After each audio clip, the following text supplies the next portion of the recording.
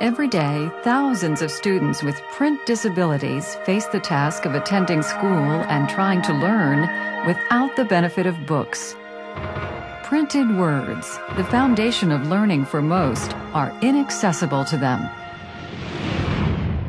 Recording for the blind and dyslexic is changing that. Building confidence, building lives.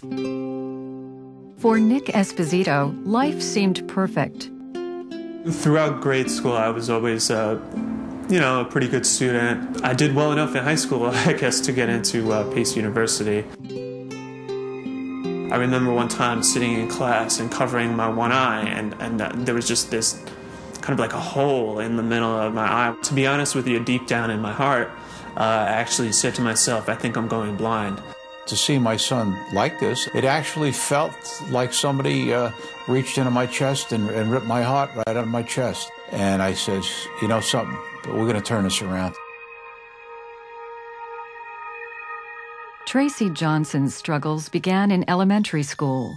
Was in the 6th grade. I remember being taken away from my class and being tested for a series of days. They actually just said, okay, you're no longer going to be in the regular education classes. You now have to be in special education classes. At that time, of course, it was considered LD classes.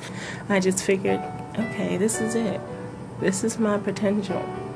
So I ended up just working for a while in dead-end jobs, and that's how I ended up cleaning for the school system. And years went on, and I said, I can't settle for this. I can do the work. I just need the proper help. I need the tools to do it. For Cooper Alexander, life began as a challenge. My youngest son, Cooper, was born very early. About a month after he was born, he was at the NICU and developed meningitis. Doctors told us that they knew he would be blind, that he would have cerebral palsy. It was like I couldn't do things all by myself. How can this child ever be independent? How can he do for himself like my older 2 children can do? Discovering RFB&D is often a life-changing experience. This was an organization that recorded textbooks, which was kind of one of my fears for Cooper, that he wouldn't be able to have an accessible textbook other than Braille that he could use. It was almost like it was a miracle that this was going to help him in so many different ways. I knew that from then on, my life would be totally different. He was able to get the nourishment from the book by these wonderful developments from recording for the blind and dyslexic.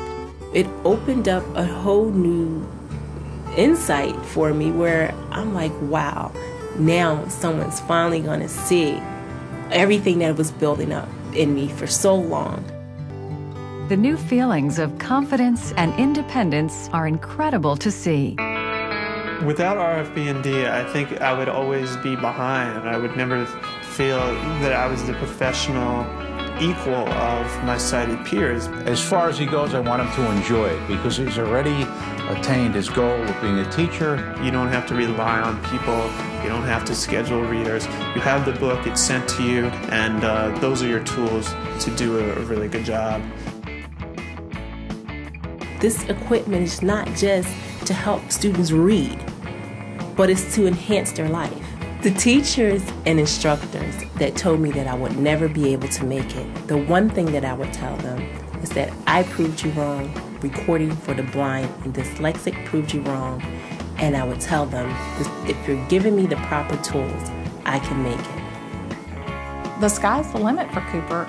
He can go anywhere he wants to go. He can do anything he wants to do, and he has access to information because of recorded books. I think y'all should have more people join so they can tell the people that there is something out there for their children if they can't read properly.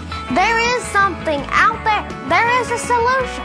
That's recording for the blind and dyslexic.